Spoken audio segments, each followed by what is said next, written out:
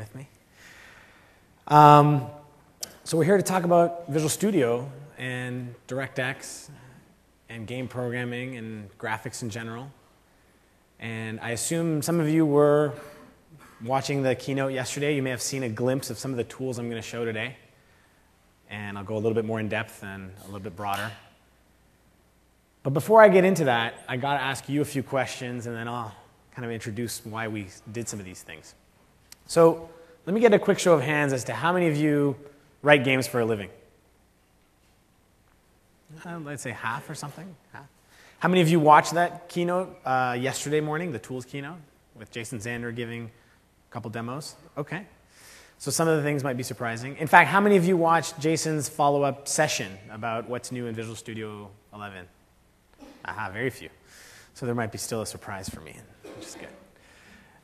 Okay, good. Well, this talk is broadly applicable. I think if you're an experienced game developer, some of these things will make a lot of sense, or they might be something you've wanted for a while.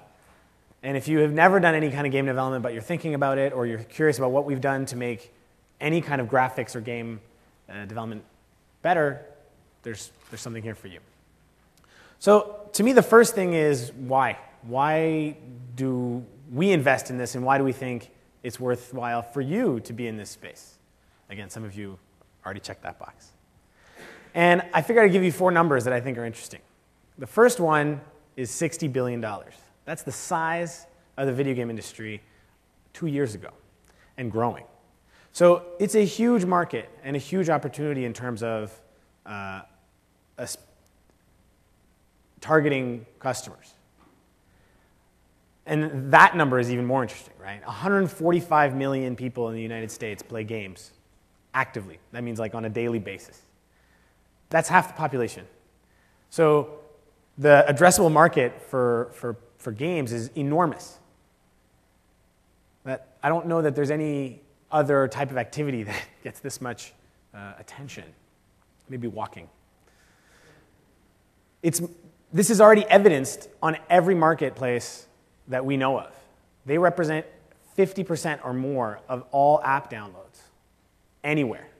This is not just US now. Any market, any geography, any platform. So the evidence is there that this is a great thing to get into if this is something you've been thinking about on the side. And then a totally different kind of number that I like is the amazing fall in the price of a GPU. So it's less than a quarter for a gigaflop today with a GPU. In fact, I think the number's already out of date this morning. I think it's a dime now. So I mean, the amount of power at your fingertips for cheap is kind of amazing. And the best place to harness that is in advanced graphics and stunning visual experiences that you see in games. I mean, everyone else will try to use them as well through GPU and who knows what. But we think probably game developers and people that think about DirectX and intense graphics will be the first to really leverage this kind of power. Come on in, there's still seats. So that's great, right? This is kind of market data that I thought would be interesting in case you hadn't read about it on your own. So how does Windows come into play there? Well, I think you've seen the announcements for the past couple of days. There's a lot to take in. But we think Windows 8 will be an amazing place for consumers to play games and for you to then target that customer base with a great way to get apps and feel safe about them, the kinds of things that they might really think is important in order to acquire games. And later today, you'll hear about what we're doing with Xbox Live and how that will also further enhance the value for you and for our users. And, that's kind of why you should do it. And then in addition is how we're going to help you do that. And I don't know how many of you were at some of the previous talks over the last couple of days or yesterday about DirectX, but there's an enormous amount of functionality in Windows 8 as a developer platform for you to make great games. So kind of every vertical aspect of a game that you might think about, audio, cutscenes, 3D graphics, 2D graphics, network. All those things are there in Windows 8 in order to create Metro-style games. So I'm not going to get into each one of these. There's lots of talks. I have a slide at the end with links to many other talks that are still to come later today and tomorrow. So if you want to learn more about kind of the aspects of which APIs are important to you, there's lots of talks for that as well. I'm here to talk about Visual Studio. I work on Visual Studio. So my role is how can we make DirectX and you writing DirectX code more successful. So when we thought about this and we embarked on this journey, we thought, well, there's two kinds of interesting problems that we wanted to tackle. Arguably, much more than code, you have assets in games, whether that's sound, 3D models, 2D textures. You have lots and lots of media and assets. In fact, for every line of code, you probably have like a megabyte or gigabyte of assets. I don't know. It's huge. And we wanted to make sure we could play a better part of that story in your world. And then on the other hand, a very different kind of problem, but we think is somewhat related, in fact. You have this problem when you're programming against the GPU, right? When you're programming games, you tend to hit the DirectX API, and everything's good, and you can debug, and you can step through that up to there, and then nothing. Right? You send the pixels over to be, you send all the data to be rendered, and then you don't know why something happens, or why something doesn't happen, or why something happens weird. And we thought, there again, we could do better, and we can provide you a better end-to-end debugging experience for graphics-intensive applications. So those are the two areas I'm going to show today in Visual Studio. Now, I've already spent, 8 minutes talking? So I figure what we do now is really just jump in and play with the product. Sound good? OK.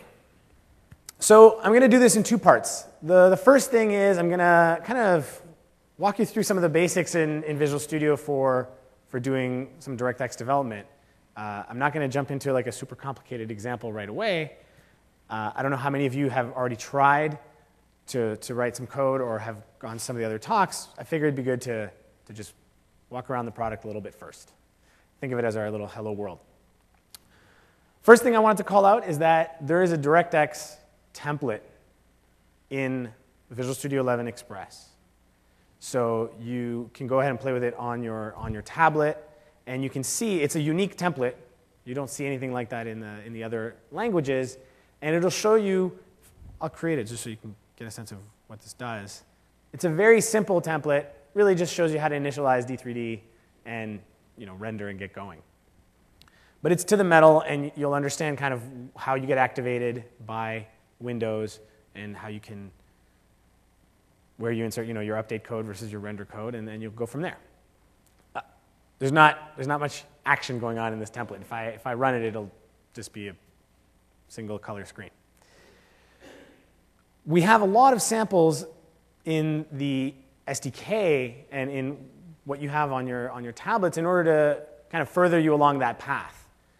There's many samples. There's probably a dozen that show you kind of different aspects of DirectX and how you can do different kinds of things. So here I've loaded one of those, which gets you kind of going with a basic shape, a basic cube. So if I run this, we should see a really neat cube on the screen. I mean, this is about the extent of my programming skills. They go about this far. So this is not that great. I figure we should try to make it better. Okay, so what we'll do now is kind of use some of my elite coding skills and Visual Studio to make this a little bit more interesting. So the first thing, you can come back into Visual Studio and stop the application. These are the kinds of things that you can do even though you're launching into these kinds of apps. Oops, let me get rid of this. So the color of this cube is actually rendered via my pixel shader. And I don't know about you, but writing any kind of pixel shader or HLSL in Visual Studio not that great of an experience up until now. I don't know how many of you have tried that. Yeah, a few? Well, in VS11, we've really improved that experience. The first thing you might notice, it has a great icon over here. Hey, that's important. It used to just be a blank rectangle.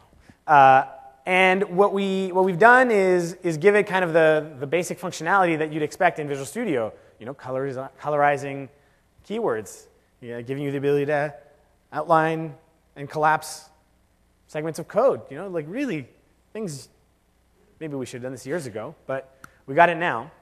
And even simple things like commenting and uncommenting out code. So here I'll comment out the code that was rendering just a color and switch it over to a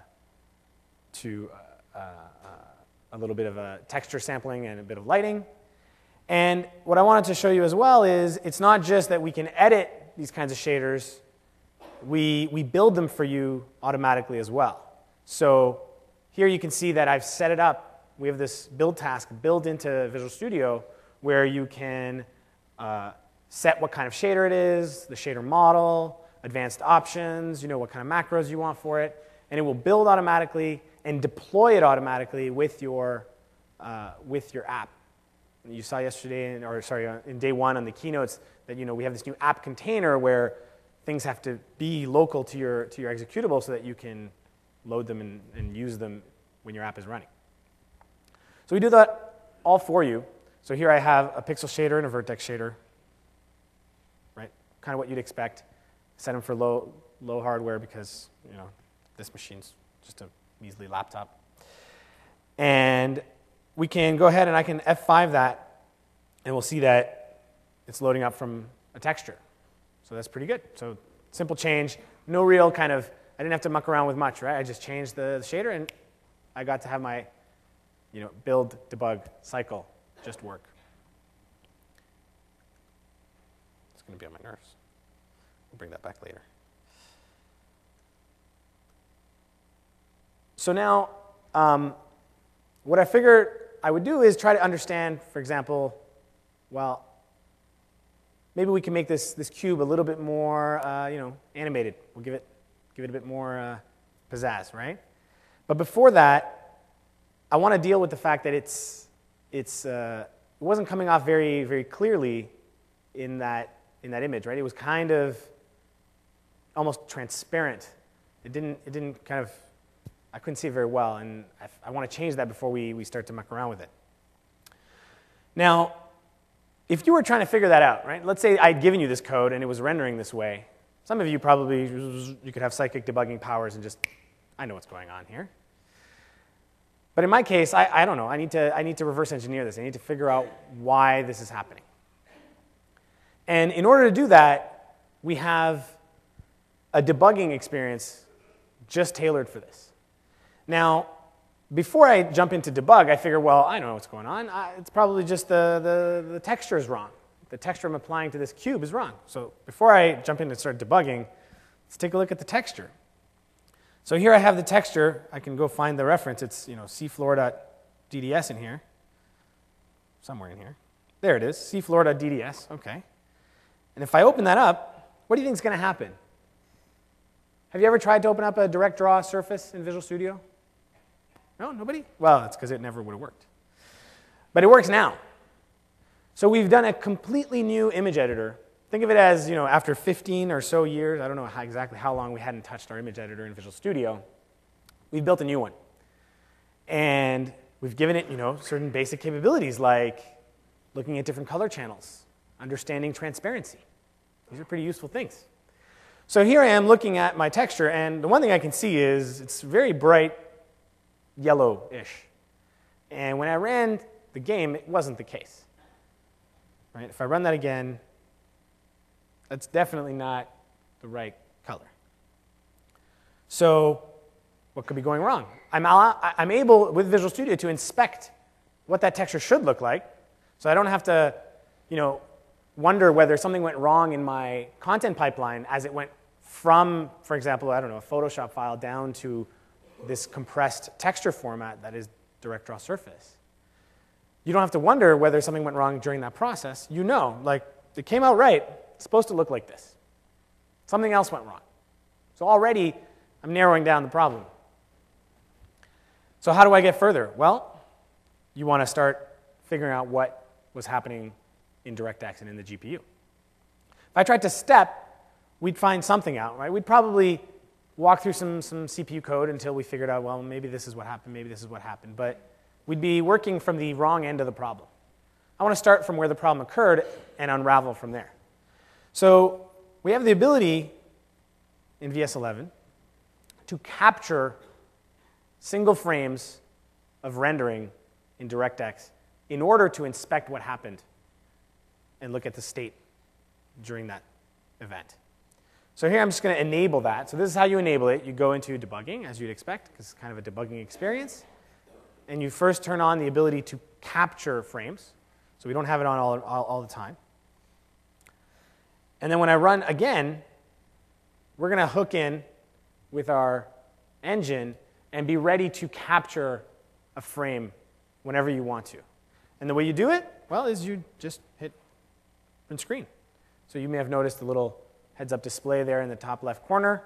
It's really small. But I can capture frame, capture another frame. Every time I hit print screen, I can capture a frame. In fact, I can come back into Visual Studio. You'll see that the game is still running, and I can still see what frames are being captured. I can even make the next frame be captured from here. So I can be in Visual Studio and say, I want to capture another frame right now. So that kind of communication goes both ways. And I could inspect while the game is running. Perfectly reasonable thing to do. It starts to mess with my real estate, given that I have all my debug windows as well. But if I had a large monitor or 2 monitors, this would be a perfectly good experience where you could be debugging your game, if you think about it, hitting a situation, capturing a frame, as well as perhaps pausing execution so you can inspect your CPU state, but also inspect, well, what I'm going to show you now, which is what was going on in the GPU during that frame. So I'll stop, select a frame. So here I can navigate around this frame, click different pixels. You might notice the pixel coordinates are there. I can zoom all the way in so I can figure out what the heck was happening all the way here.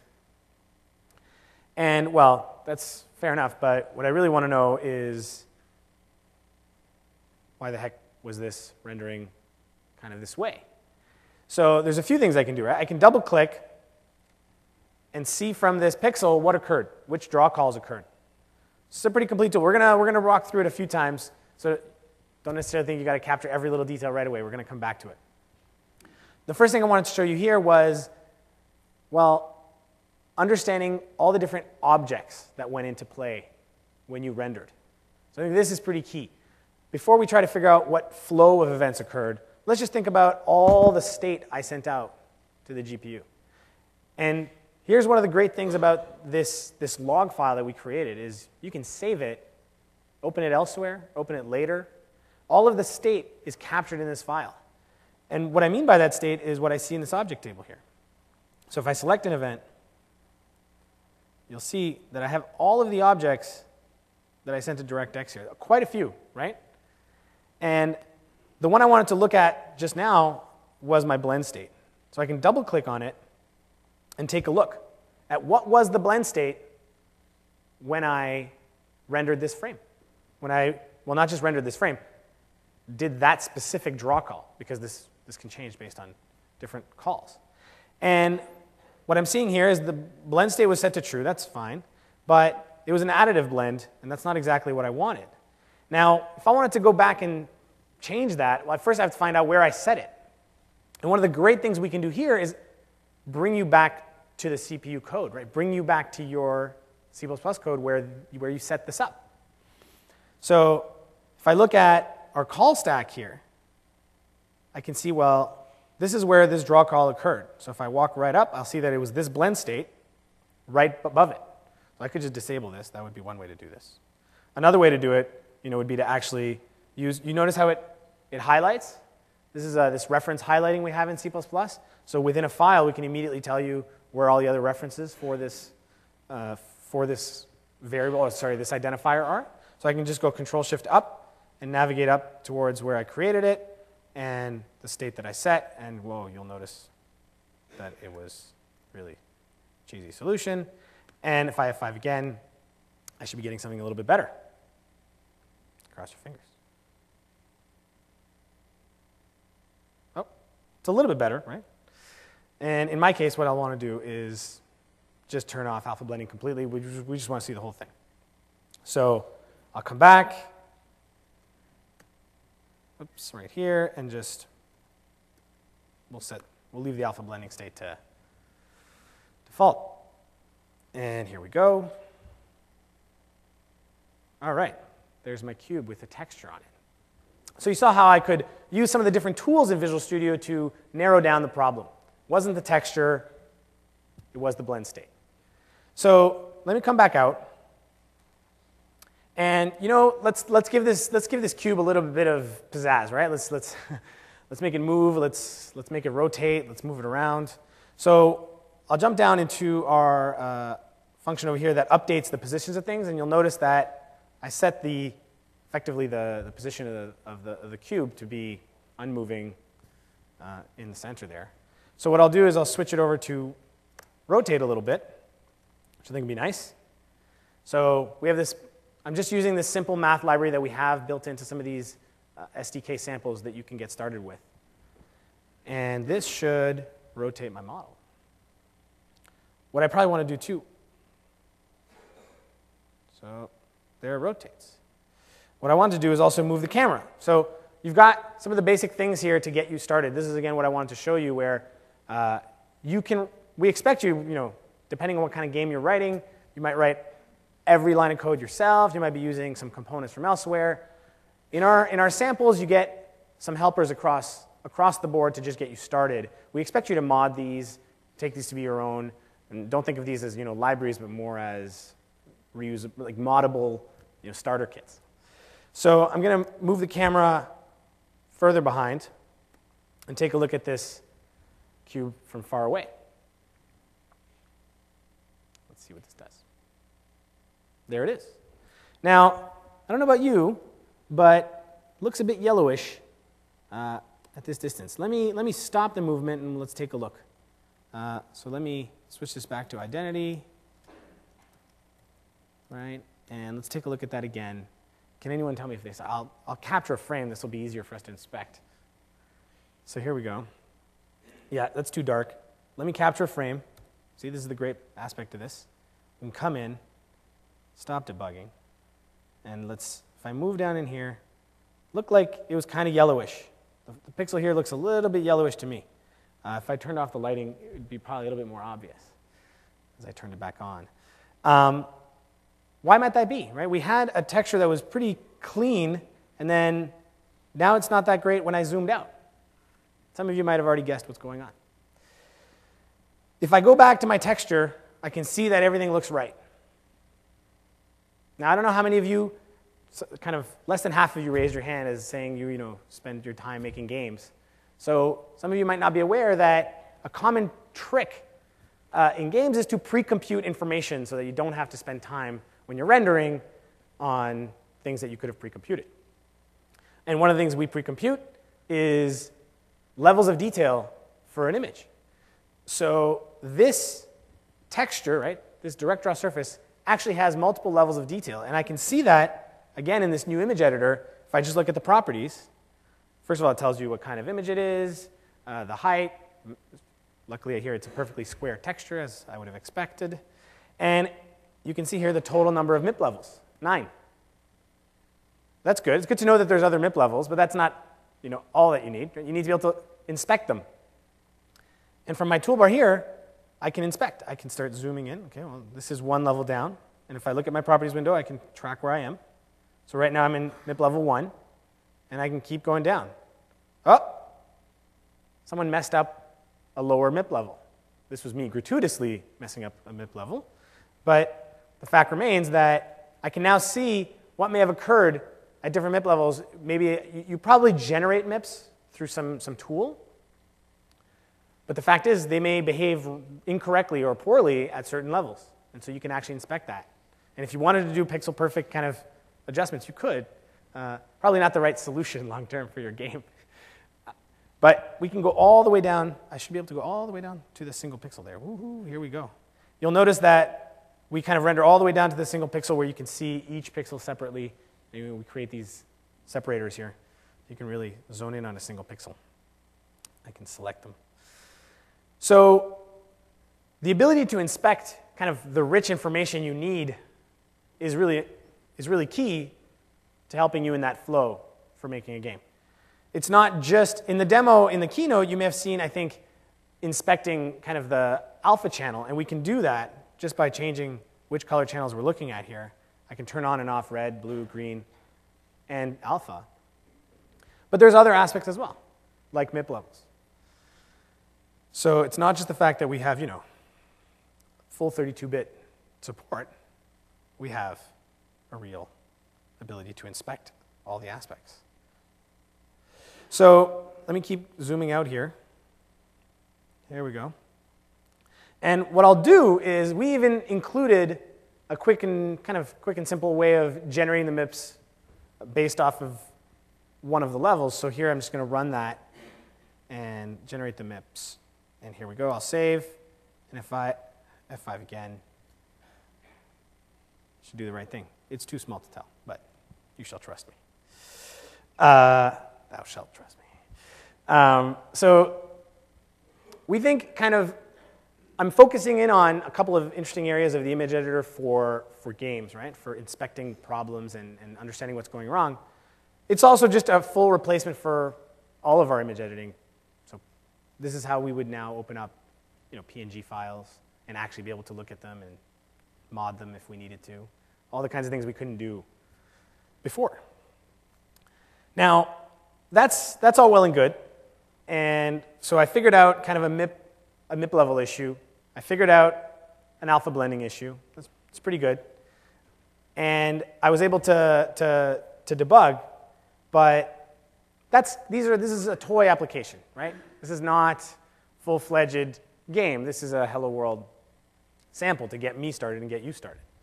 So what I'll do is I'm going to switch over into our Marble Maze sample. This is another one that you'll be able to download, well, you can download already. And it's a kind of a more complete game sample. This is a great way to look into how to create a game that has audio, that uses sensors. It's actually going to be funny here because my machine is just a regular laptop. So when I run it, it's designed to take the accelerometer or even a gamepad. But I will just use my mouse. So I'll click over here to make it bounce and move. And you can imagine what this is. It's just a labyrinth. There's music playing, but I figured I'd turn it off for all of our sakes. And we can play the game. Now, this is running in release, right? This is a fully optimized version that I'm running. And here again, I can try to debug problems. So you might notice that the rendering on the walls is a little bit odd. It seems okay on the far left over here, but when I tilt, it looks a little bit like see-through, but then there's a wall there. I can't really tell what's going on. It looks a bit weird. So again here, I can stop, and I can capture a frame. And I'll call out that we are in release, right? So this is something that works generally. You don't have to be in a really slow debug version of your game to use this kind of capture capability. So I'll run again. All this does is just instrument the app so that we can capture a frame. And I'll start again. And I can just kind of go here and capture a frame anytime. Let's capture another one. And I died. I die all the time at this game. So I'll come back. And again, I could save this so I could send it to someone else to inspect if I don't know how to do any more than that. And what I'll do is I'll pick this frame. Again, we can move around. A lot of different things we can do here. So let me spend a bit of time, we'll say, messing around with the interface. Okay? So there's a few different views that we provide into the data. We captured, here I captured 60 megabytes of information. So we can't just show you all that data at once. We have different things. We have the list of all the objects that you sent throughout the frame. That's what I was showing you over here with the object table, which, I'll get back to. Man. we have the list of all the events that you've sent to DirectX. So there's many. This is not even a kind of particularly complex game, but even here, the number of things that have occurred that you've, whether directly or implicitly, made DirectX do is significant. So navigating this is pretty intense. So we have a search box. So for example, I could filter down to all the draw calls. And I could click on a draw call and see, this is what occurred on this draw call. This is what occurred on this draw call. And so on and so forth. So you can see the frame building up. So you can zone in on the specific kind of call where the rendering flaw occurred. If we were setting up the background and nothing happened, like everything was copacetic there, that's probably not where you want to inspect. You want to inspect right where the bug occurred. Well, the ball seems to have rendered fine. That's really not where my problem was. As I move up and down, it seems to me like the wall is what I thought was going to render differently. And I can zoom out further. And I can look at not only the draw calls, so here I was, for example, on draw calls, 190 and 209. I can see the state that I set around it. So for example, just before that, I set this texture, I set these shader parameters. All these things you can inspect right there in the context of the call that you're at. Now, what do I want to inspect? When I'm on a pixel, when I'm on a draw call, what am I trying to inspect? Well, it's what was the state around DirectX at that point in time, and then what actually occurred on that draw call. There's more than just the state. The state is kind of an input, and then there's what was going through the rendering pipeline on that call. And we have a few ways of inspecting that. The first is our pipeline view. So you can think of this as, oh boy, this is what occurs. There was no, I picked the wrong one. Let's go back to the marble, and I can look at the pipeline viewer here, and I can see what occurred. This is, if you, I don't know how many of you have spent some time either in school or through your game programming days thinking about how the rendering pipeline works in D3D. But we take, the mesh data that you send, and it goes through a whole number of stages, including, for example, a vertex shader and all sorts of other shaders before coming out and rendered on the screen. So here what I'm seeing is, well, the mesh that I had went from this perfectly round stage to this other view, and then the viewport put it in this location. So that's the first way we have to inspect what occurred in this draw call. And this is where you could figure out something like, I scaled it too big. Before I even drew, I scaled it too big and it disappeared off the screen, right? We've had, as we were getting started with this, writing some of these demos, more than once, it wouldn't render, and I was like, what happened? I was inside the thing, right? You make it so big, you end up inside it. You can inspect that really easily using these tools. And if you wanted to understand, well, what really is this mesh look like, so I can understand whether it's what I wanted, you can even double-click in here and actually inspect the mesh. So this is the actual, vertex and index buffers you sent in to DirectX that we're showing you in full, 3D. There's nothing here to edit. It's really just a way to inspect if it's the mesh that you expected.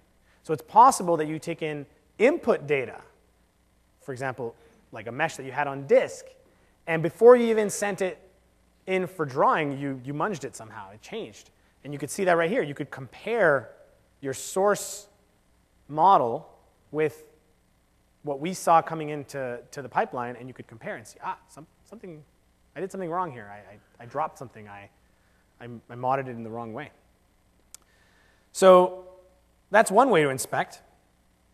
Another way is to actually look at what occurred at the color level. Let's look at the pixel. Let's look at why the pixel ended up this color. So if I double-click on this pixel, it's more than just what draw call am I on, and let me inspect what occurred, like what pipeline of events occurred in this draw call. It's all the draw calls that occurred at this one location.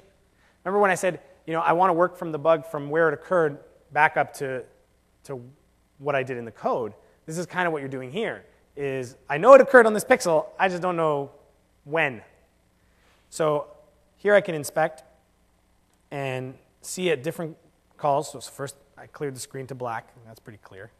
Then I put in these kind of top wall, and then I put in the floor, and that made it all brown, right?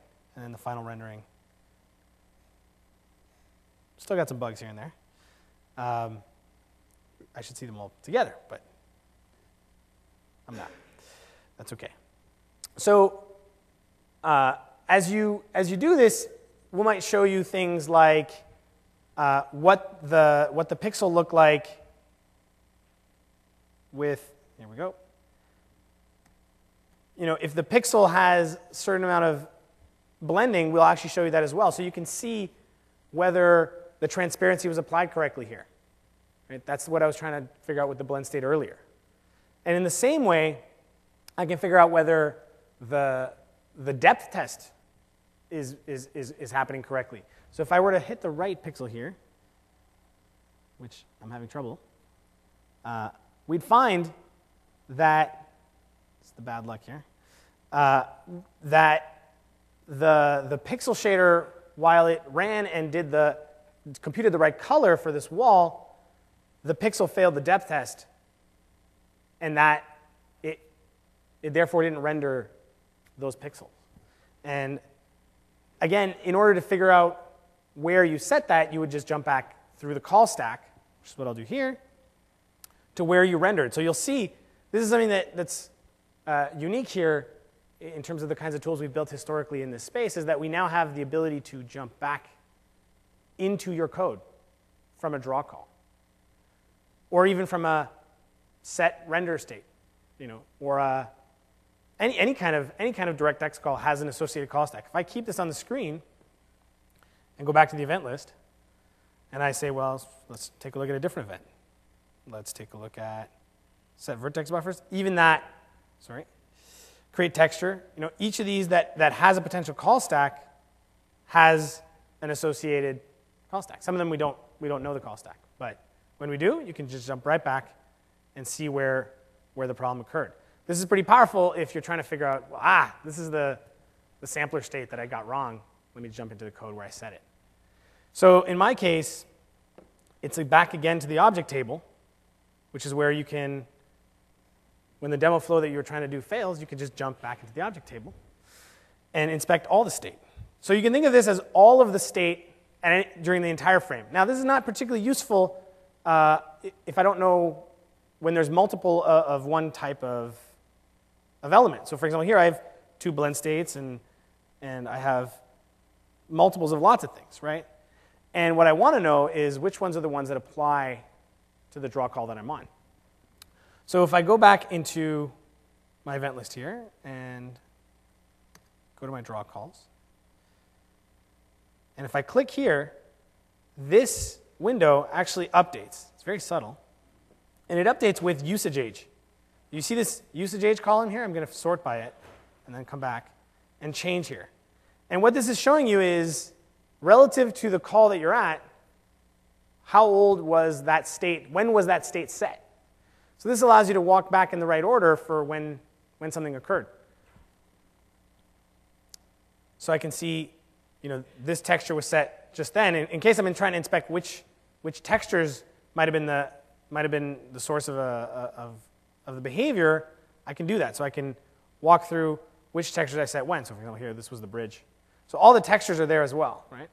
And we give you this ordering so that you can, instead of just trying to find in all of the state which one matters to you, you can kind of get closer to the one that matters to you. So you can, there's all the different kinds of sorting, right? I'm just trying to give you the full effect. There's lots of different windows here, and so they all play together to help you reach the solution. So for example, you can sort by type and actually look at depth stencil state. And again, here we allow you to inspect the object. We try to let you inspect any and everything that you gave into DirectX. So we'll show you the textures, right? I can actually see, when I was showing that cube earlier, I could have double-clicked to find whether the texture that I sent to the GPU actually was the texture that came in from my disk. I could compare those as well, visually. And here I can see that I literally set the depth stencil to the wrong value, and again come back and fix that kind of problem. So these are, of course,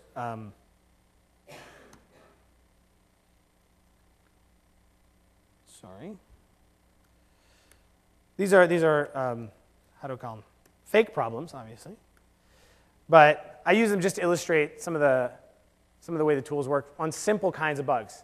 To me, these are the kinds of bugs that I hit when I was doing very simple things in D3D, and they're the most frustrating because you're just trying to get your basic stuff going, and I hated having to pour through lots of docs and trying to bit by bit just like comment out some code, remove all the code in my shader, try to figure out what's going on. This is a great way to actually just keep your flow going and learn what's going on in your game. So if I come back here, you see that the wall actually renders correctly. Now, from what I saw, only 1 or 2 of you raised your hand when I asked whether you went to Jason Zander's follow-up session to his keynote, right? So that's a good thing for me, because he kind of stole my thunder. And what I'll do here is expand upon something that he did during that session. So he showed this demo during his keynote. You might remember it. I'll run it here with these tanks with kind of very basic UI here. And there was this dinosaur that ate the sign. And Scott Guthrie, I think, had taken it over and he had to fix it. So I don't have replicated all those bugs. But what I do have is these tanks, right? And what I wanted to show you is how we can help you design and experiment with some of the capabilities of D3D. So we think of our tools. Remember, I kind of had those two poles, right? We want to make sure you can inspect all the data that you bring in to a game. We want to help you understand what an artist's mesh comes out of your pipeline and actually what that looks like. We want to show you how the textures work. But we also want to help you experiment with some of these things, and specifically the capabilities of D3D and programmable shaders. So if I come back to the code here, we've got the tank. I'm going to show you that tank. You might notice the file format is FBX. This is kind of the main file format we support, which is the Autodesk kind of interchange format for 3D models. And again, our goal here is that it's the most popular one used in content pipelines in the world, so we want to be able to understand that. We felt like that's kind of the main thing we'd want to be able to open and inspect for you. But of course, we understand OBJ files as well, and you can even open Collada files. So I can zoom in here, all those kinds of things. But what I wanted to do, this is what you'd expect to be able to inspect a 3D model, right? Now, the way this model is rendered, we're actually showing you the lighting and the texture directly on the model. So you don't have to run your game to see how it's going to apply. And the material in this case, we designed it. And we designed it with a brand new visual designer experience. And I'll show you what that looks like. First, I'll show you how you can kind of get to it from here, where I can just edit the material in place. And then I'll show you how to do a little hello world material, and then we'll go from there. So if I zoom out here, you might see what this is. So this is just a node graph that represents a pixel shader. There's nothing more than that. The code that this will generate is HLSL. That's all it is. So what we're doing here is giving you a visual way of experimenting with the capabilities of D3D, but experimenting live. And this is where it gets A, fun, and B, practical. So I can come down and try to understand. So I have a texture that's being applied to this tank. I can understand how it's applied in different ways. I can move around here. And I can change values on the fly and see what that does. So for example, I can take this constant from 0.6. I'll just make it 0. And that's basically it's deciding how much of the external environment versus the texture I'm going to be using. If I come back here, you'll see what this kind of gives it a very different look. Right? It's kind of very chrome-like. And if I run the game again, it'll be very clear in the game. I'm basically just reflecting the sky, and so it's totally shiny. And that's just this effect I created on top of the assets themselves. This is one of those interesting areas, right? It'd be interesting to discuss about where the line between, the source art that is created by an artist that's given to you, and where often, the person who writes the shader code, which is either a technical artist or a developer from what we know, has some effect on the look of the thing at the end. So now this one I kind of just jumped into. Let me create one from scratch so we can see what this experience is like, because it doesn't just start at this complex level. So I can just go create a new file, and we can create this visual effect graph. And the Hello World version of it is really simple. It doesn't do anything, right? It doesn't even have a good color. So I'm just going to get rid of this node, and I'll go into the toolbox as what you kind of expect in Visual Studio, right? To add some interesting nodes. So we've got a lot of nodes out of the box for you to play with. So I might take a 3D constant node. So I'll take a 3D constant node, and I'll set its values. You can think of these as XYZ right now, but they could easily be RGB in my case, is what I'm doing. And so I'll make it red, and then I can hook that up to the RGB value here. Now that's not particularly interesting. If I'm rotating this sphere and nothing's really, you can't even see anything. So we should probably just add a little bit of lighting. So I can take a Lambert node that we've pre-built here. And let's combine these. So we have math nodes, believe it or not. So I can multiply. So I can take this guy, move it over here. You'll notice that we kind of give you this error mode when we don't know what's going on yet. And then take that. And now I have this final state where I can move around. Okay, there's some lighting. This is a bit better. So it's this live preview at all times and at every node that makes it really, really powerful. So for the interest of time, I figured I didn't have time to build it up. There was a really nice one that I have already. And I'm just going to load it so you can get a sense of where this can lead you to in terms of creating advanced shaders. And again, these are pixel shaders. So I'm going to zoom out. So it's a bit big, right? And I'll walk you through this. It's not that terribly complicated.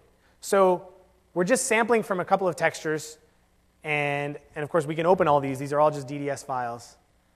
And we're using them to create this effect on a planet with the continents as well as the clouds and a little bit of extra. So what am I doing here? I'm just taking in the UV coordinates and applying them from this texture. And then we're doing a bit of bump mapping here, you might notice, to get some effect on the continent so it feels like it's actually above the ocean level. And then we're applying some lighting. And then I come back here, and this is how it looks at the end, right? And that's pretty good. We're doing actually some interesting tricks around reusing a single texture, which I can open up here. So let me open up this texture for you so you can see what I mean.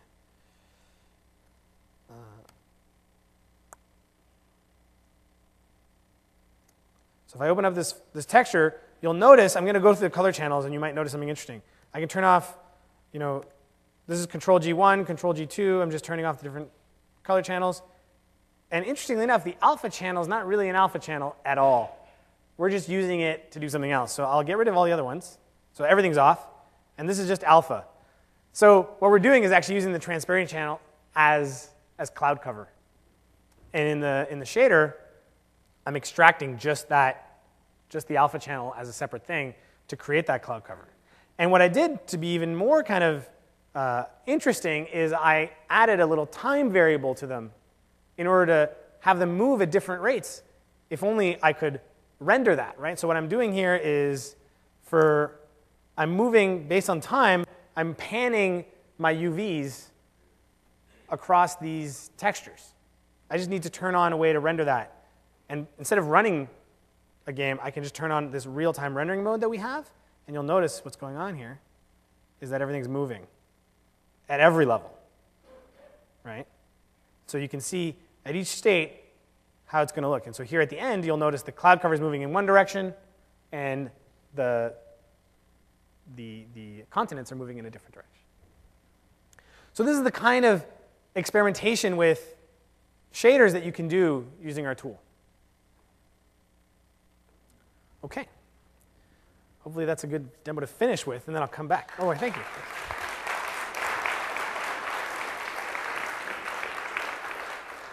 So I didn't touch every feature. That was not my goal. I actually did explore a lot around some of our tools.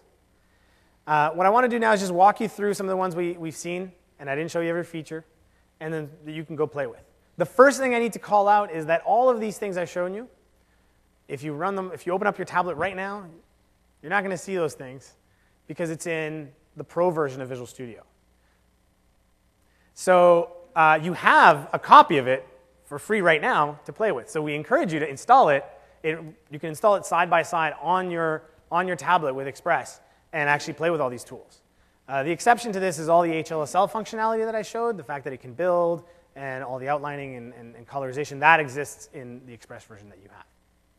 So we have this new image editor. It supports kind of all the things that you're supposed to support. If there's a format in there that you think we should support, let me know. We try to support all the core formats that are important today. Not just to look at them and inspect all the different channels, but actually also, paint on it if you want to do some developer art. I'm totally in favor of really using all these tools to do basic kind of, we'll call it dev prototyping, right? Where you can set up some cubes, some spheres, mess around, and get to a basic gameplay, and then you can bring in an artist to fix it all.